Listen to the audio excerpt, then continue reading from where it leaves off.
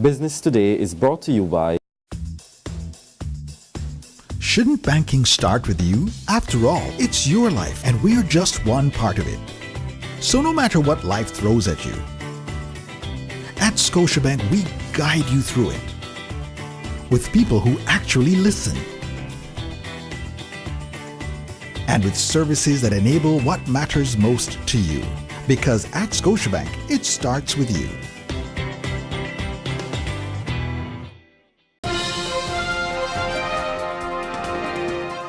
This is Business Today. I'm Marlon Madden. Minister of Agriculture and Food Security Indar Ware is impressed by the growing number of young people showing interest in the agriculture sector. In fact, he says the interest has been overwhelming, citing the number of calls his ministry receives on a daily basis. The Agriculture Minister is expecting this to grow even more as various aspects of the sector continue to develop.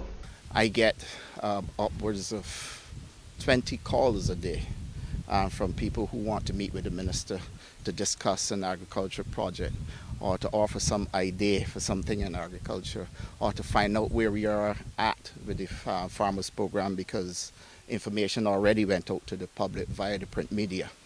And so I am indeed very encouraged. And what is it that we have? We have a sugar industry that is looking to expand. We have feed crop farming that is looking to expand. We have livestock farming that is looking to expand. We have the poultry farming that is looking to expand.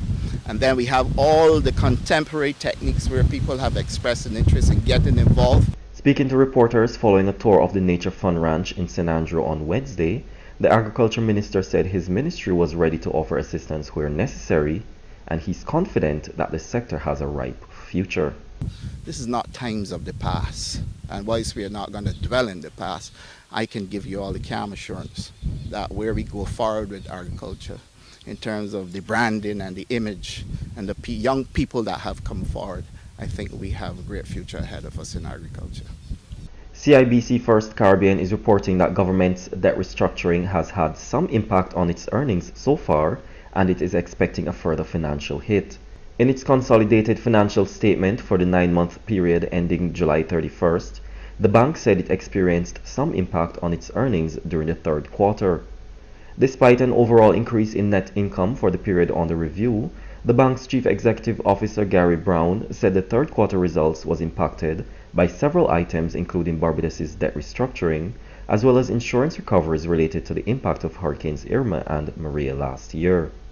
Brown said in response to Barbados' debt restructuring, the bank had increased its provision for credit losses. One credit information specialist is concerned that Barbados could be next in line to implement credit information sharing laws that could result in the sharing of sensitive information of clients of some financial institutions. Director of Credit Info Barbados, Grady Clark, says it's therefore important that officials carry out careful research and implement laws that are in the best interest of the population. Legislation has been passed in neighboring islands affecting credit reporting, the industry that we're part of. And as a result, we thought it would be best for us to advise people on the good, the bad, and the ugly of neighboring legislation that's likely to also find its way in regulating us here in Barbados in some form or fashion. Now, we believe that it is best to voluntarily adopt best practices from abroad as opposed to have them forced onto us by heavy-handed legislation. Clark was speaking on the sidelines of the Credit Info organized Preparation Before Legislation education seminar at the Accra Beach Hotel on Thursday. He said prior to the passage of legislation governing credit information sharing in the Eastern Caribbean, very little consultation was done with stakeholders.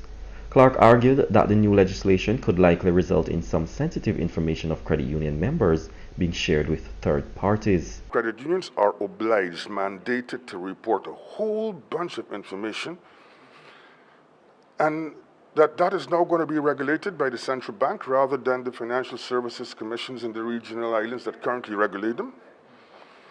So a lot of things that was done in the other islands are not necessarily what I think is best for the sector. Now for today's financial tip.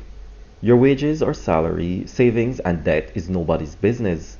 However, While there is no set rule, the moment you are serious about a committed relationship that is leading to marriage, you should be prepared to share your financial information with your partner. That's been Business Today. You can get more business and news by logging on to www.barbadostoday.bb, subscribing to our e-paper, and liking us on Facebook. I'm Marlon Madden.